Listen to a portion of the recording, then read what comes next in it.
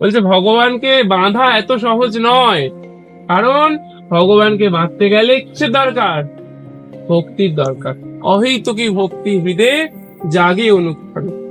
যশোদা মাতা ভেবেছিল আমি বেঁধে ফেলবো, হ্যাঁ, আমি আমার কানাইকে বেঁধে ফেলবো, কিন্তু সেই অহংকার মত্ত হয়ে যে বাঁধতে গেছিলেন, সেই জন্য ভগবান বাধা পড়লেন না।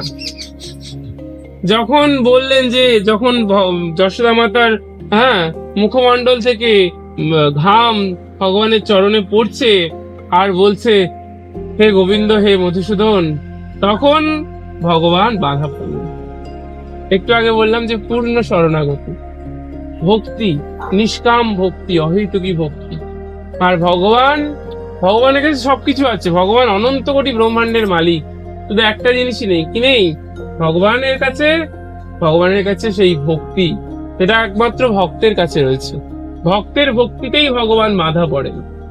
আর যখন যশোদা মাতা সেই ভক্তি ভরে যখন ভগবানকে বাঁধলেন, তখনই ভগবান বাধা পড়লেন। এইটা জানো, সর্বপ্রকারে ভগবানের শরণাগত হতে পারি যদি আমরা, যে আপনি ছাড়া আমাকে কেউ আর রক্ষা করতে পারবে না, তখন আমাদের কার্যসিদ্ধি হয়। এইটা আপনারা ভালো করে বুঝুন। আর বিশেষ করে যারা রাধা গোবিন্দের সেবা পেয়েছে তাদের এটা ভালো করে বোঝা উচিত যে পূর্ণতয়া শরণাগত অবশ্য রক্ষিবে কৃষ্ণ বিশ্বাস পালা। কৃষ্ণ রক্ষা করবেনি, সকল কি করছেন? ভক্তকে বিশেষ করে করেন। এইটা হচ্ছে আমাদের প্রচার্য বিষয়। আর আমরা জগতে সব জায়গায় প্রচার করছি, এর জন্য আমরা অনেক বই লিখেছি। এইসব বই রয়েছে, এইসব বই আপনারা পড়ুন, শিক্ষা করুন, আর জীবনকে সফল করুন, এটা আমাদের ইচ্ছা।